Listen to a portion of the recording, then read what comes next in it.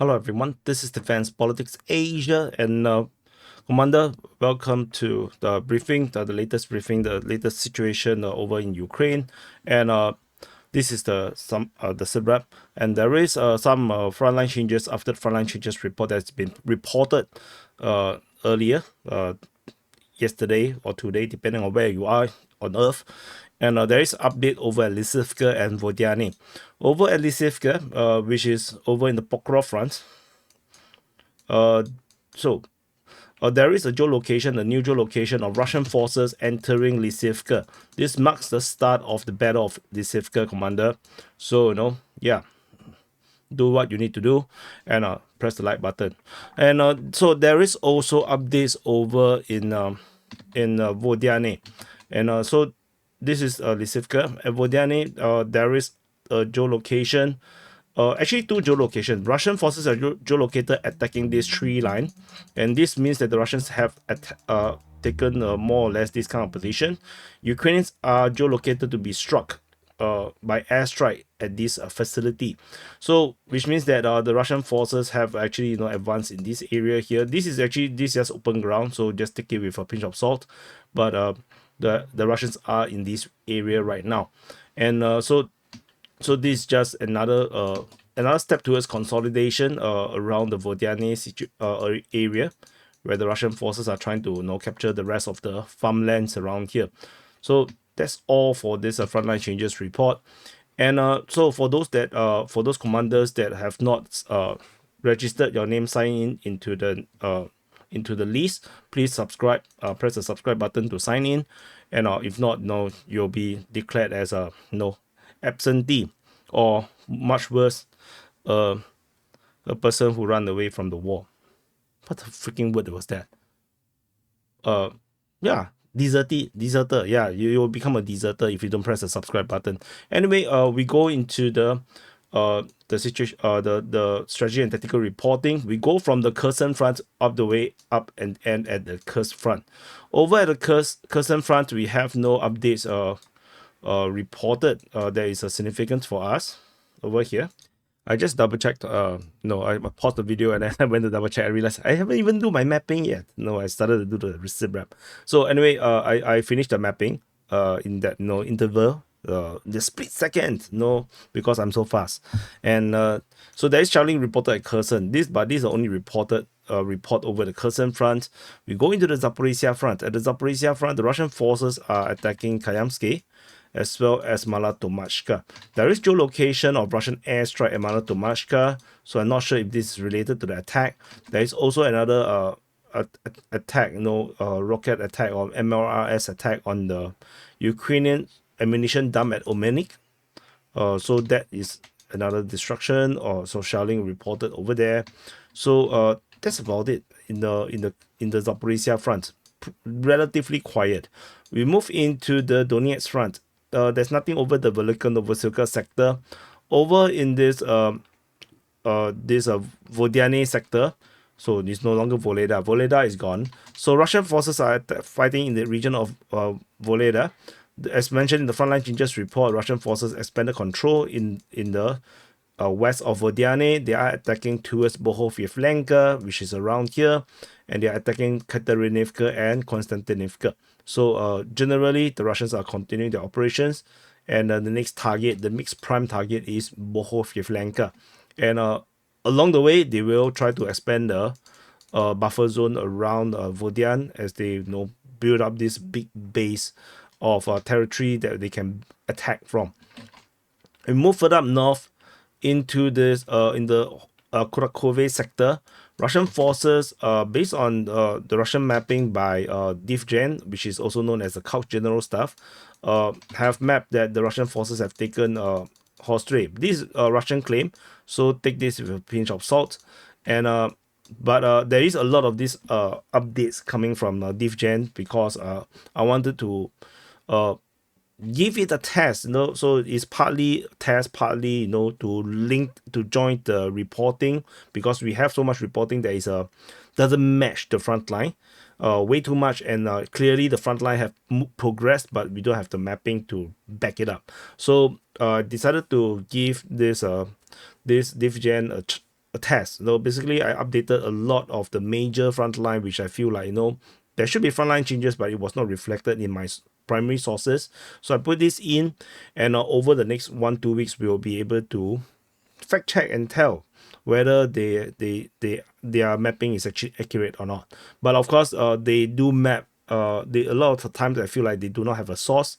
Like sometimes the Russian Defense Ministry say that they capture a place, then they straight away just draw it over, which is not exactly the best way to do mapping. But this is not my mapping, this is their mapping. So we will just give it a test. They are not a primary source just yet. Fighting is reported towards Kurakove and in the region of Georgievka. Fighting is also reported towards Alexandropil. So there is some kind of a progression around this area here.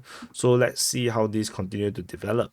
Over in the Khernik region, Ukrainian forces continue to hold a certain position around here. This is a invalidation of some of these Russian claims. The claim was from Ryba, so it's invalidated by DivGen's mapping, but Russians are attacking at Zelane Druhi. So just now as mentioned, the Russians are pushing Alexandropil. So that's it from the Khernik region. We move further up north into the Selidove region. Russian forces are fighting in the region of Selidove. It's unclear where the fighting actually come from. There is geolocation of a FPV drone strike against Ukrainian forces in the south of Selidove, and there is fighting reported at Sukurine. There is some rumors coming from a Russian hacker group called the Joker DPR. They claim that the Ukrainian forces that in Selidove was given the order to hold the ground to death. And the command at Selidove seems to plan to run away from their position some way or another. These just rumors coming from this hacker group. So take it with a massive pinch of soy sauce. You need to be as salty as possible to really believe it or wholesale. You will get kidney failure. So there is geolocation of Russian forces at Novohorodivka, and there is one that is mentioned in the frontline changes report at the beginning of this report as progress at Lysivka as the Battle of Lysivka starts. Fighting is reported in the area of Novohorodivka according to the Ukrainian Defense Ministry. There is fighting reported at Krutya, Krasnaya, and Mykolaiivka. And according to the Ukrainians, Mykolaiivka is the primary push. The Russians are pushing the hardest over in the Mykolaiivka direction in this Pokrov sector. And so there is shelling reported at Svitle, according to the Russian Defense Ministry. I mark it because sometimes it's very hard to find a position again, so I don't want to get lost. Over in the northern flank of the Pokrov front, Russian forces are attacking Marolyubivka, Novotoretsk, Vozdvizhenka, and towards Zelene Pole. So that's as usual this pinning operation. So that's all from the Pokrov front. Over in the New York front, Russian forces are fighting in the region of Nelipivka, Skibinivka, Torex, and surprisingly Dilievka.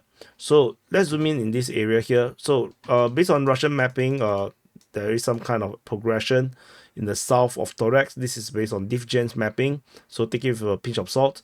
What is interesting is Dilievka. Somehow fighting is reported at Dilievka according to the Ukrainian Defense Ministry. This is a Ukrainian report. And somehow, which previously they were also the one that talked about Dashne, which the Russian Defense Ministry don't really talk much about.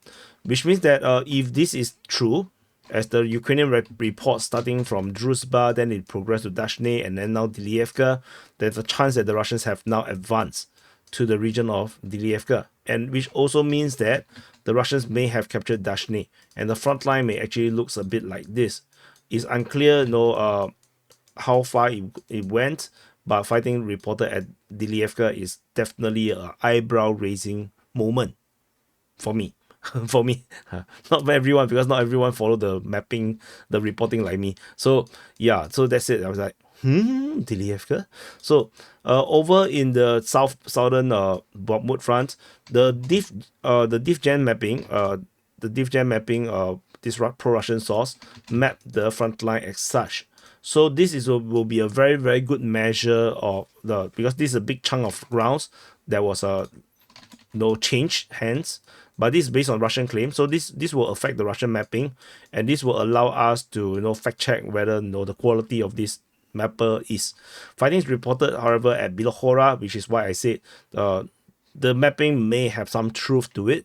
So we shall see how this goes, because with this mapping, fighting towards Bilohora makes sense. So let's see how this go.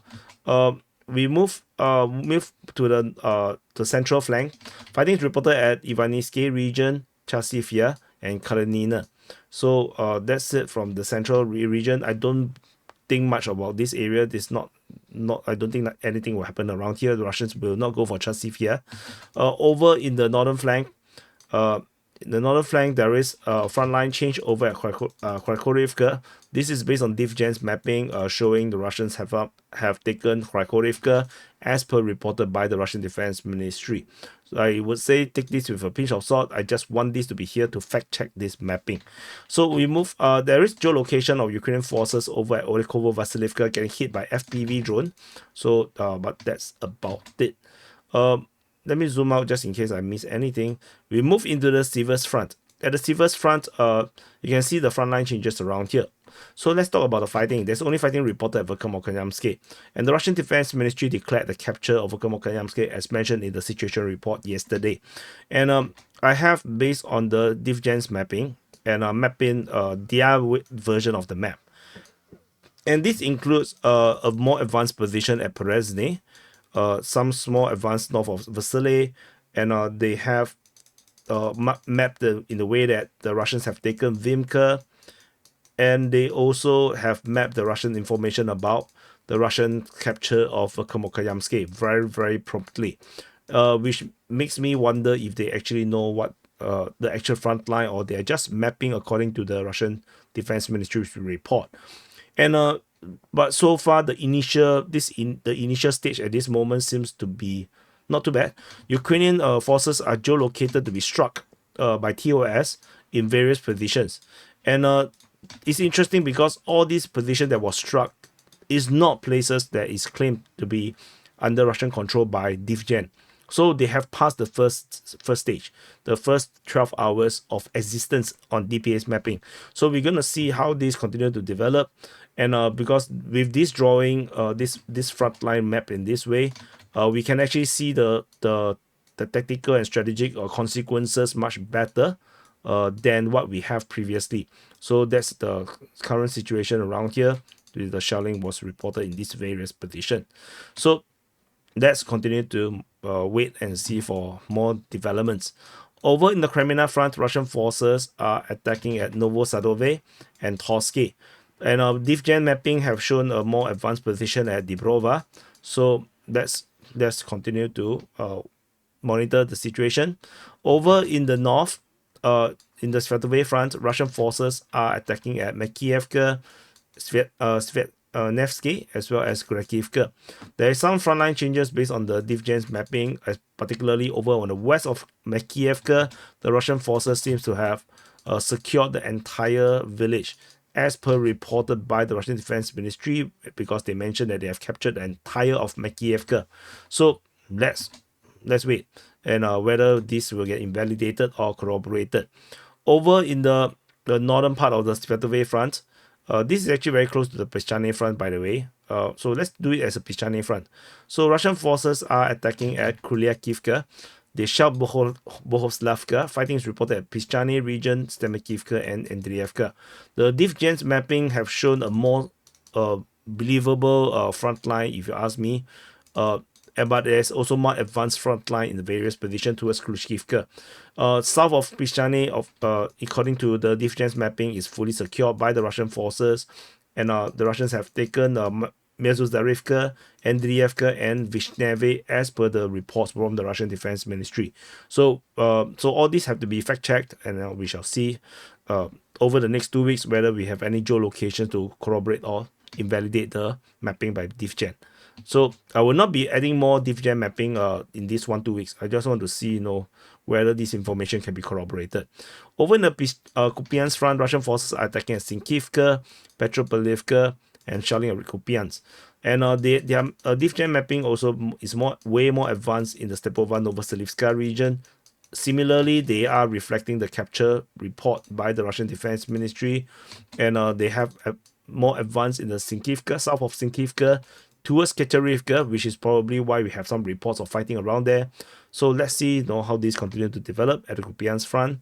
We move to the Kharkiv front. At the Kharkiv front, Russian forces are attacking at Lipsy, Voschansk, Taikei, and Vyschansky Kotori. So that's all. Nothing special.